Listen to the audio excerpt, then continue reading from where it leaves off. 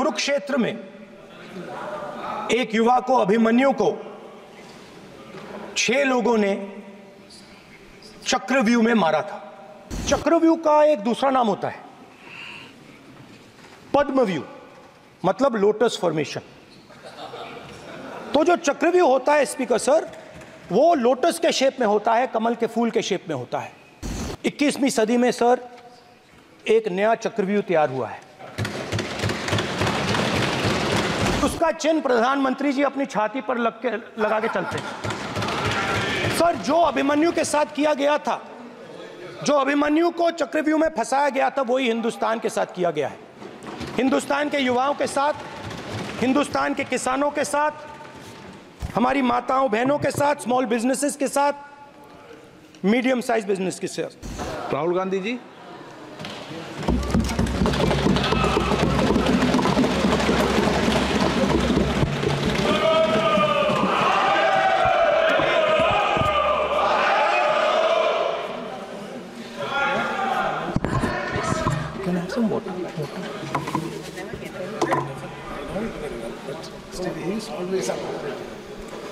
Thank you, Speaker Sir, for allowing me to speak on the Budget 2024. Budget 2024. In my last speech, I spoke about some concepts, religious concepts. Shivji's concept of ahimsa, the fact that the trishul is placed behind the back and is not held in the hand. I spoke about the snake on Shivji's neck, and I also said how all religions in our country propose the idea of non-violence and can be encapsulated in the phrase "Daro mat, darao mat." And I also said that there is an idea beyond the personal, the idea of the Abhay Mudra, that transmits this notion of ahimsa and affection and fearlessness to everybody else. Speaker Sir, as I said in my speech, there is an atmosphere of fear. Dar ka mahol hai Hindustan mein. And that fear has pervaded every aspect of our country. My friends are smiling, but they are also scared. They are scared. Sir, मैं आ रहा हूँ sir. Budget है sir, budget पे ही बोल रहा हूँ sir. Sir, you see the problem is sir, in the BJP only one man is allowed to dream to be Prime Minister. If the defense minister decides he wants to be Prime Minister, there's a big problem, there is fear. So this fear has been spread throughout the country, and the question I was asking myself was, why is this fear spreading so deeply? Why is it that my friends in the BJP are terrified, the ministers are terrified, the farmers of India are terrified, workers, youngsters?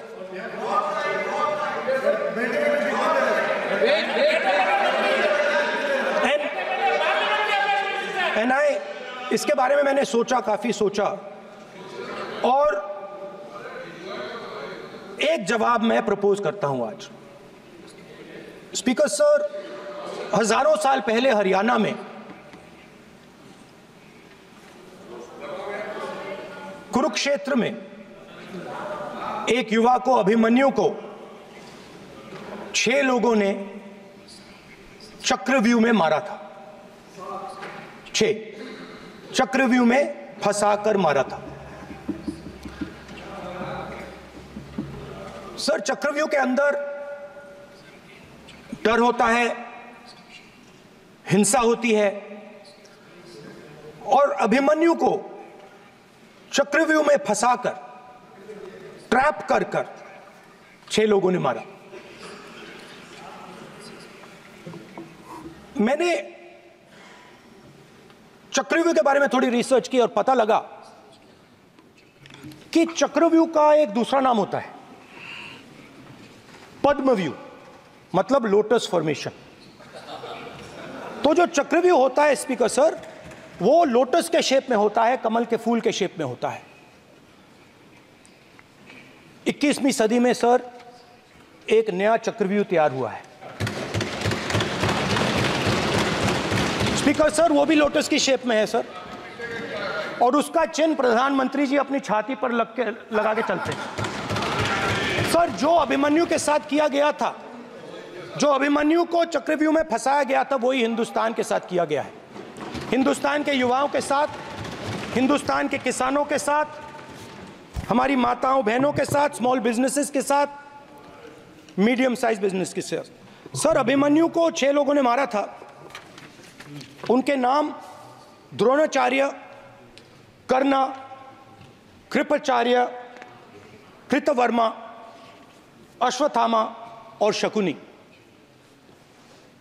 Sir आज भी चक्रव्यूह के बीच में 6 लोग हैं sir. चक्रव्यूह के बिल्कुल सेंटर में, चक्रव्यूह में हजारों लोग होते हैं सर, मगर उसके बिल्कुल सेंटर में 6 लोग कंट्रोल करते हैं। तो जैसे उस टाइम 6 लोग कंट्रोल करते थे, वैसे आज भी 6 लोग कंट्रोल कर रहे हैं चक्रव्यूह को। नरेंद्र मोदी जी, अमित शाह जी, मोहन भगवत जी, अजीत दोवल जी, अंबानी और अदानी जी कंट्रोल कर रहे हैं। प्लीज एक मिनट प्लीज, नहीं सर बोलने दीजिए। हाँ, आप बैठिए। माननीय सदस्य, आप संवैधानिक पद पर हैं। आपके कई माननीय सदस्यों ने यहाँ पर मुझे लिख कर दिया है कि जो माननीय सदस्य का सदस्य नहीं है उसका नाम नहीं लें। आपने लिख के दिया है। नो, आपने क्या, आप उसकी पालना करना चाहते हो? स्पीकर सर गलत। मैं माननीय एक minute, hold on. Speaker sir, अगर आप चाहते हैं तो मैं एक मिनट मैं प्रतिपक्ष के नेता से ये तो अपेक्षा करूंगा सही कि वो सदन की नियम मर्यादा को बने, ये अपेक्षा करता हूं। आप चाहे नहीं करें, पर मैं अपेक्षा करता हूं। नहीं सर, मैं, अगर आप चाहते हैं सर, मैं NSA का और अदानी और अंबानी का नाम इस लिस्ट से निकाल देता हूं। फिर माननीय सदस्य, आप अगर आप चाहते हैं सर। प्लीज, मैं नहीं चाहता। सदन के नियम प्रक्रियाओं से सदन चलता है। अगर आप कहते हैं मैं निकाल देता हूं। नो, मैं 3 ही नाम यूज करूंगा। नहीं माननीय सदस्य, नहीं कहा। और आप video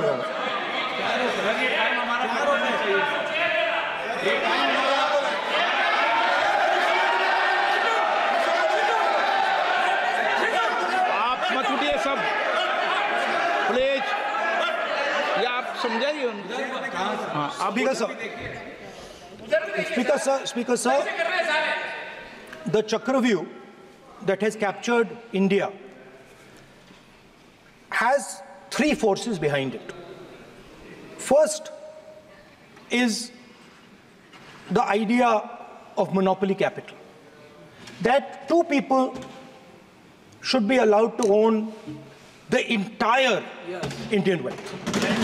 So one element of the Chakravyu is coming from the concentration of financial power. The second element, sir, मैं budget को explain कर रहा हूँ sir, मैं आ रहा हूँ, वहीं आ रहा हूँ sir.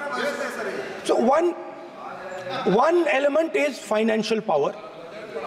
The second element is the institutions, the agencies, CBI, ED, Income Tax Department of this nation, and the third is the political executive. Speaker sir, these 3 together are at the heart of the Chakravyu, and they have devastated this country. Speaker sir, my expectation was that this budget would weaken the power of this Chakravyu, that this budget would help the farmers of this country, would help the youth of this country, would help the laborers, the small businesses of this country. But what I have seen is that this budget, the sole aim of this budget, iski jo niyat hai, it is to strengthen this framework, the framework of big business, monopoly business, the framework of a political monopoly that destroys the democratic structure, and finally the framework of what one can call the deep state or the agencies. And the result of this has been the first, पहला काम इस चक्रव्यूह ने क्या किया? जो हिंदुस्तान को रोजगार देते हैं, स्मॉल एंड मीडियम बिजनेसेस हैं, जो करोड़ों युवाओं को रोजगार देते थे, उन पर इस चक्रव्यूह ने आक्रमण किया। कैसे किया? नोटबंदी, जीएसटी और टैक्स टेररिज्म। आप लोग आतंकवाद की बात करते हो, पूरे देश में अगर कोई भी व्यक्ति छोटा बिजनेस चलाता है तो रात को उसको फोन कॉल आता है इनकम टैक्स डिपार्टमेंट से, जीएसटी से, और टैक्स टेररिज्म का वो शिकार बनता है। इस टैक्स टेररिज्म को रोकने के लिए बजट में आपने कुछ नहीं किया है। तो टैक्स टेररिज्म के कारण और ये जो आपकी नीतियां हैं, जो आपने कोविड के समय बड़े बिजनेसेस की मदद की और जो स्मॉल एंड मीडियम बिजनेसेस थे उनको खत्म किया, उसके कारण आज हिंदुस्तान के युवाओं को रोजगार नहीं मिल सकता है। बिल्कुल एक युवा को रोजगार नहीं मिल सकता है। अब फाइनेंस मिनिस्टर बैठी हैं, अब युवाओं के लिए आपने क्या किया? बजट में आपने इंटर्नशिप प्रोग्राम की बात करी और यह शायद एक मजाक है, क्योंकि आपने कहा कि ये इंटर्नशिप प्रोग्राम सिर्फ हिंदुस्तान की 500 सबसे बड़ी कंपनियों में होगा और 99% जो हमारे युवा हैं उनको इस इंटर्नशिप प्रोग्राम से कुछ लेना देना नहीं, कोई फायदा नहीं होने वाला है। तो आपने पहले टांग तोड़ दी और उसके ऊपर आप बैंडेड लगाने की कोशिश कर रहे हैं। मेन मुद्दा आज युवाओं का एग्जाम पेपर लीक है। जहां भी हम जाते हैं, आपने बेरोजगारी का चक्रव्यूह बना दिया इनके लिए, और जहां भी हम जाते हैं वो कहते हैं देखिए बेरोजगारी है मगर पेपर लीक भी होता है। तो आपने एक साइड पेपर लीक चक्रव्यूह, दूसरी साइड बेरोजगारी चक्रव्यूह। पेपर लीक मैं आपको बताता हूं 10 साल में 70 बार हुआ है। अगर आप जानना चाहते हैं, 10 साल में 70 बार हुआ है। तो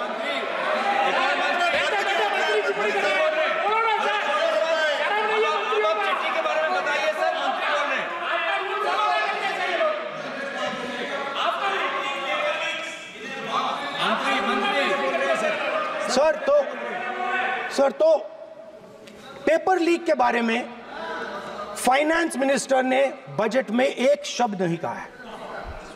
युवाओं के लिए पेपर लीक सबसे जरूरी मुद्दा है, उन्होंने एक शब्द नहीं कहा है पेपर लीक के बारे में। एक बार उन्होंने पेपर लीक नहीं कहा और उल्टा जो एजुकेशन बजट में पैसा देना चाहिए था वो आपने 20 साल में सबसे कम पैसा दिया है। 2.5% of budget is gone to education. Sir दूसरी तरफ आपने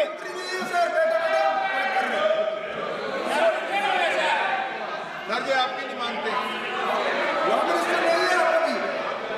सर, ये रनिंग कमेंट्री कर रहे हैं सर। दूसरी तरफ पहली बार सेना के जवानों को आपने अग्निवीर के चक्रव्यूह में फंसाया। सही बात। इस बजट में अग्निवीरों के पेंशन के लिए 1 रुपया नहीं है।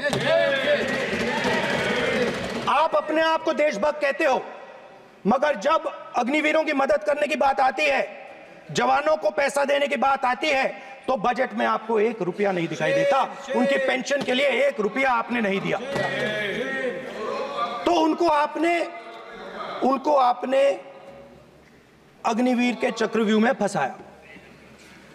उसके बाद सर जो अन्नदाता हैं वो चक्रव्यूह से निकलने के लिए, आपके चक्रव्यूह से निकलने के लिए जो आपने बनाया 3 काले कानून, जमीन अधिग्रहण बिल को आपने कमजोर किया, उनको आप सही दाम नहीं देते हो, इस चक्रव्यूह से निकलने के लिए उन्होंने आपसे सिर्फ एक चीज मांगी है, दो चीजें नहीं मांगी है, सिर्फ एक चीज मांगी है। उन्होंने कहा है कि हमें लीगल गारंटीड एमएसपी देना। आपने उनको बॉर्डर पे बंद कर दिया, रोक दिया, आज तक रोड बंद है। आप उनसे बात करने को तैयार नहीं है। वो यहां आए, मुझसे मिलने आए, आप उनको अंदर नहीं आने दे रहे थे। माननीय सदस्य, आप सदन में असत्य नहीं कहे। वहां पे सर मुझसे मिलने एक फार्मर का डेलीगेशन आया, मुझे बताया गया कि फार्मर के डेलीगेशन को अंदर नहीं आने देंगे। आपने विषय उठाया इसलिए मैं बोल रहा हूं। ऐसे तो सदन की व्यवस्थाओं पर सवाल नहीं उठाना चाहिए। किसको आने दें, एक मिनट प्लीज बैठिए, किसको आने दें, किसको अलाउ नहीं करने दें, ये स्पीकर का जुडिक्शन होता है। मैं उनसे मिलने जब गया तब उनको अंदर आने के दिया गया था सर, ये फैक्ट है सर। अब पता नहीं कोई मिसकम्युनिकेशन हुआ, वो अलग बात है। जब ये सूचना आई आप मिले, उनसे अंदर मिले, लेकिन उसमें एक सदन की मर्यादा का उल्लंघन हुआ कि कभी भी सदन में माननीय सदस्य के अलावा दूसरा कोई व्यक्ति बाइट नहीं दे सकता। सर ये टेक्निकलिटी है सर, ये मुझे मालूम नहीं था। कोई बात नहीं। सर जो अन्नदाता हैं वो चक्रव्यूह से निकलने के लिए, आपके चक्रव्यूह से निकलने के लिए जो आपने बनाया 3 काले कानून, जमीन अधिग्रहण बिल को आपने कमजोर किया, उनको आप सही दाम नहीं देते हो। इस चक्रव्यूह से निकलने के लिए उन्होंने आपसे सिर्फ एक चीज मांगी है, दो चीजें नहीं मांगी है, सिर्फ एक चीज मांगी है। उन्होंने कहा है कि हमें लीगल गारंटीड एमएसपी देना। आपने उनको बॉर्डर पे बंद कर दिया, रोक दिया, आज तक रोड बंद है। आप उनसे बात करने को तैयार नहीं है। वो यहां आए, मुझसे मिलने आए, आप उनको अंदर नहीं आने दे रहे थे। माननीय सदस्य, आप सदन में असत्य नहीं कहे। आप वो सर, आप, एक मिनट, हाँ चलिए, चलो,